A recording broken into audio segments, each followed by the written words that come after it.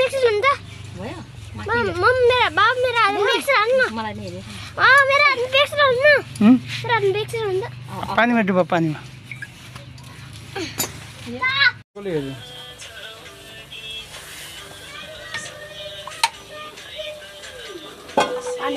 पानी कम भएछ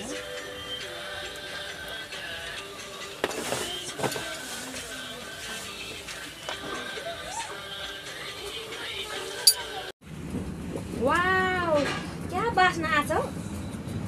ठ्याक्कै सानामा खाएको जस्तो बास्ना आयो बाल्दै गर्दा याद आयो सिस्नु यसो कराउनु चाहिँ गुरुप गुरुप अनि मिठो हुन्छ अझै ओहो म हालिछ